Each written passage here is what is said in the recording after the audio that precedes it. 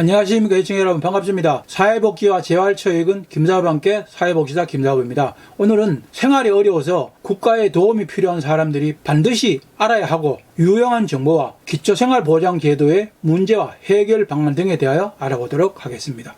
국민기초생활보장법은 빈곤 문제를 해결하고 인간다운 생활을 할 수 있도록 국가에서 지원하는 공공부조 제도입니다. 공공부조는 국가와 지방자치단체의 책임으로 생활에 유지 능력이 없거나 생활이 어려운 국민에게 최저 생활을 보장하고 자립할 수 있도록 지원하는 제도입니다. 사회보장기본법에 의하면 출산, 양육, 실업, 노령, 장애, 질병, 빈곤 및 사망 등의 사회적 위험으로부터 모든 국민을 보호하고 삶의 질을 향상시키는 데 필요한 소득 서비스를 보장하는 사회보험, 공공부조 사회 서비스입니다. 사회보험은 국민에게 발생하는 사회적 위험을 보험의 방식으로 대처함으로써 국민의 건강과 소득을 보장하는 제도입니다.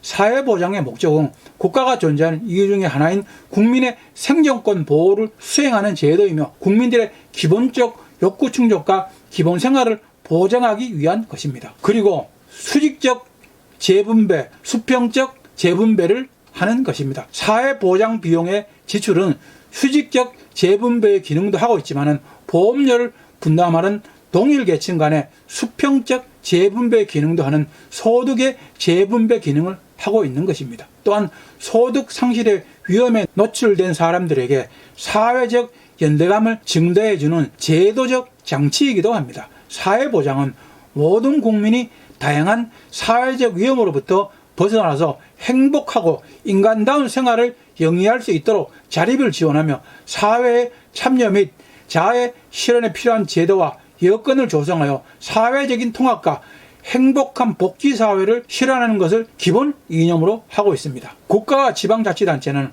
모든 국민이 전 생애에 걸쳐서 삶의 질을 유지하고 증진할 수 있도록 평생 동안 사회 안전망을 구축하여야 합니다. 그리고 모든 국민의 인간다운 생활과 자립, 사회 참여, 자아 실현 등을 지원하여 삶의 질이 향상될 수 있도록 사회 서비스에 관한 시책을 마련하고 사회 서비스의 보장과 소득 보장이 효과적이고 균형적으로 연계될 수 있도록 하여야 합니다.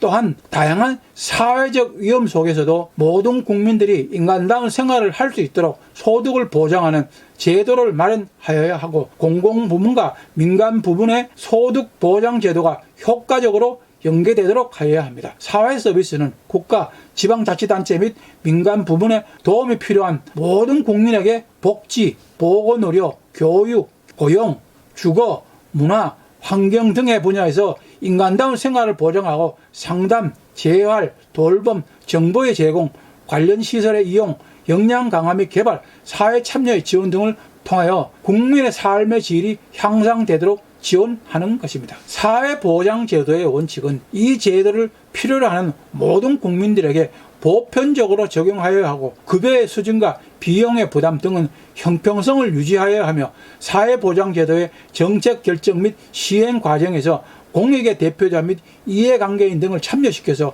민주적으로 결정하고 시행하여야 합니다. 그리고 국민의 다양한 복지 욕구를 효율적으로 충족시키기 위하여 연계성과 전문성을 높여야 합니다. 사회보험은 국가의 책임으로 시행하고 공공부조와 사회서비스는 국가와 지방자치단체의 책임으로 시행하는 것을 원칙으로 하고 있습니다. 대한민국의 국민이라면 누구나 조건에 부합한다면 수급을 받을 권리가 있는 것입니다. 수급을 받는다는 것은 구걸이 아닌 국민의 정당한 권리입니다. 국가와 지방자치단체는 모든 국민의 인간다운 생활을 유지 및 증진하는 책임이 있으며 사회보장에 관한 책임과 역할을 합리적으로 분담하여야 합니다. 그리고 국가 발전 수준에 부응하고 사회 환경의 변화에 선제적으로 대응하며 지속 가능한 사회보장 제도를 확립하고 매년 이에 필요한 재원을 조달하여야 합니다. 국가는 사회보장 제도의 안정적인 운영을 위하여 중장기 사회보장 재정의 추계를 경년으로 실시하여야 합니다. 대한민국의 모든 국민은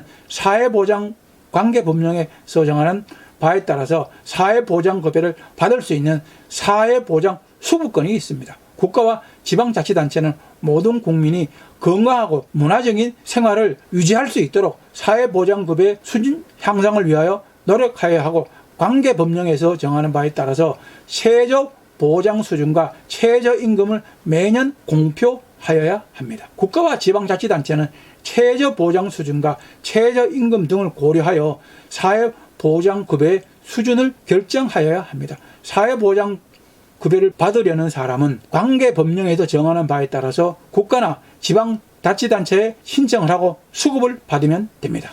국가는 국민들을 오직 세금의 부과와 징수 대상으로만 판단을 할 뿐 사회보장 수급이 필요한 국민에게 절대로 먼저 다가와서 챙겨주지 않습니다. 국민들로부터 세금을 걷어가는 일에는 철두철미하지만 국민들을 배려하는 일에는 매우 인색합니다. 그래서 사회보장급여의 지원 대상자와 그 친족, 후견인 지원 대상자를 사실상 보호하고 있는 사람은 지원 대상자의 주소지 관할 보장기관에 사회보장급여를 신청할 수 있습니다. 다만 중앙행정기관의 장이 지원 대상자의 이용 편의, 사행보장급여 제공 유형 등을 고려하여 필요하다고 결정한 사회보장급여의 경우에는 지원 대상자의 주소지 관할이 아닌 보장기관에도 신청할 수 있습니다. 사회복지가 필요한 사람은 누구든지 자신의 의사에 따라서 수급을 신청하고 제공받을 수 있는 권리가 있는 것입니다. 그래서 사회보장 수급권은 제한이 되거나 정지할 수 없는 것입니다. 그러나 사회보장 수급권은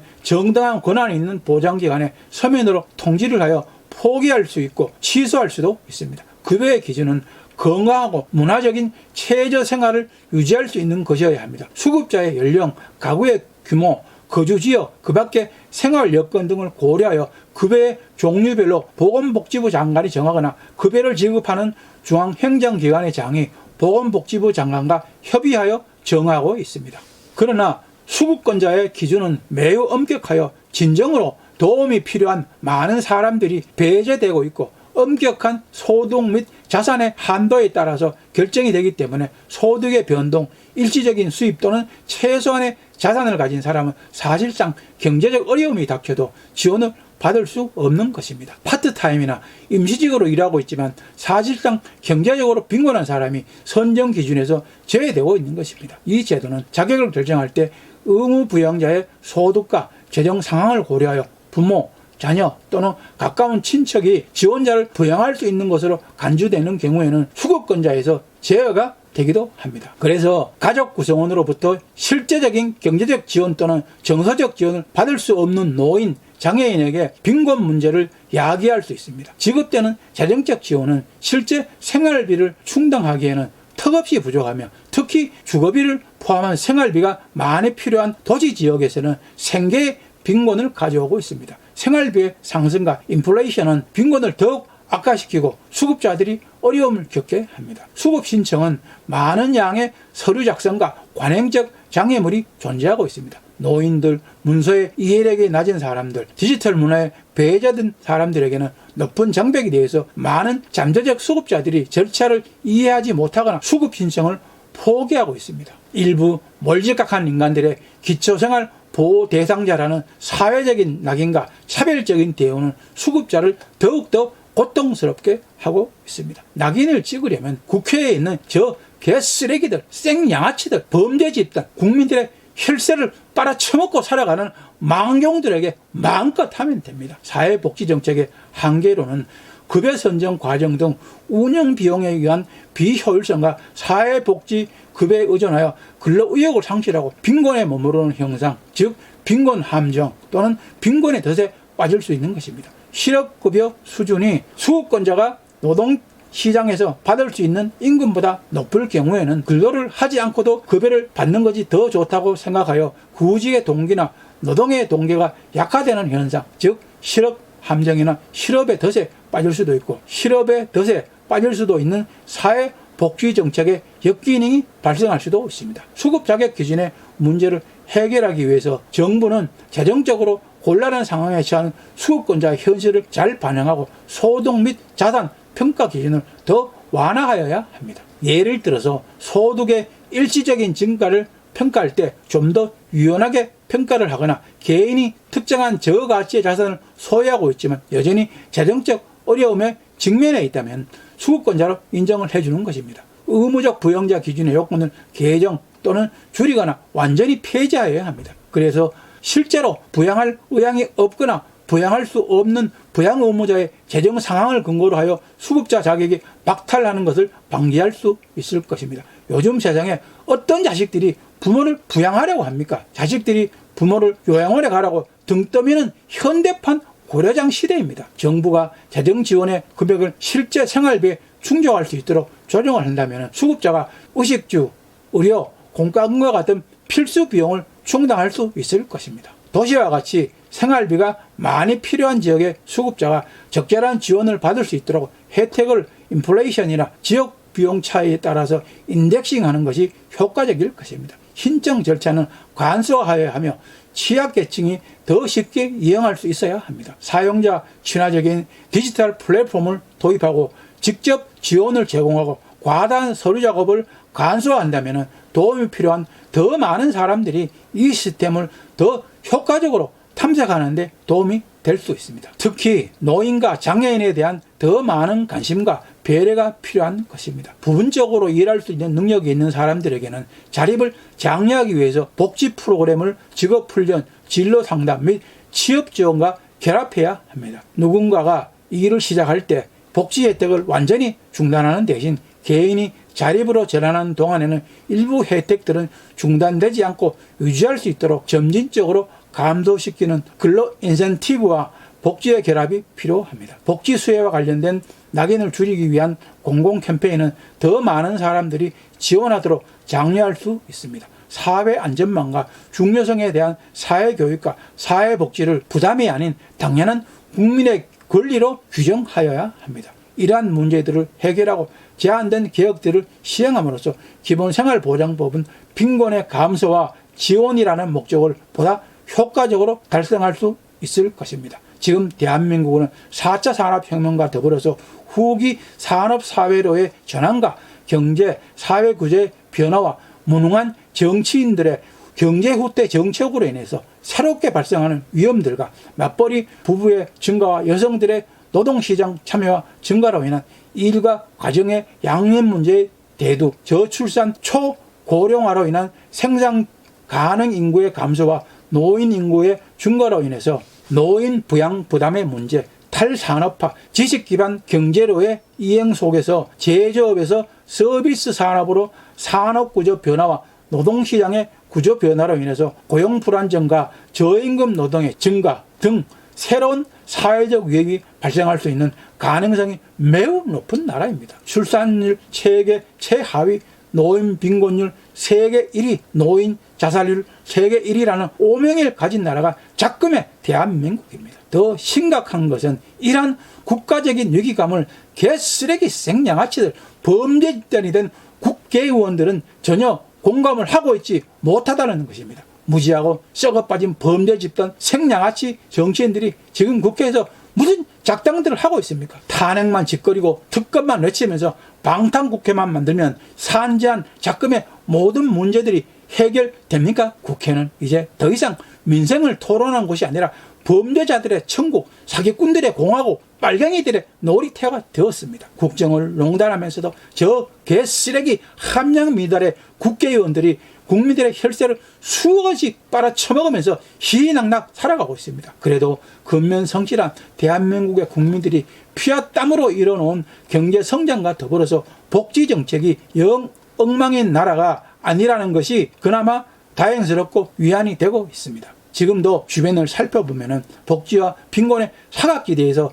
연명하는 국민들이 많이 있습니다. 아직도 많은 사람들이 사회보험, 공공부조, 사회서비스에 대한 인지도가 낮고 수급 신청을 하러 갔다가도 높은 문턱을 실감하고는 포기를 하는 사례들이 많이 있습니다. 사회복지 전담 공무원들만이라도 찾아가는 서비스, 궁핍한 국민에 대한 배려가 절실한 실정입니다. 법에서 규정하는 사회보장의 권리를 부끄러워하지 말고 당당하게 사회복지 수급 권리를 신청하고 도움이 필요하다면 사회복지 담당 공무원이나 사회복지사에게 협조를 구하고 수급을 받아서 만족하지는 못하지만 최저 생활이라도 유지하는 데 도움이 되었으면 좋겠습니다. 저의 방송을 시청하시고 저의 도움이 필요하신 시청자분은 언제든지 문의를 하시면 저의 능력이 가능한 범위에서 언제든지 적극 드리겠습니다. 오늘도 저희 방송이 여러분들에게 많은 도움이 되었습니까? 시청자 여러분들에게 도움이 되길 바라면서 열심히 준비해 보았습니다. 여러분들에게 많은 도움이 되었으면 좋겠습니다. 오늘도 시청자 여러분 좋아요, 구독하기 꼭 눌러주시는 거 잊지 마십시오. 많은 시청과 구독 바랍니다. 여러분들의 많은 관심과 구독, 좋아요가 저에게는 큰 힘과 보람이 됩니다. 다음 시간까지 시청자 여러분들 모두 건강과 재산 잘 관리하시기를 바랍니다. 사회복지와 재활체육은 김사부와 함께 사회복지사 김사부였습니다. 감사합니다. 안녕히 계십시오.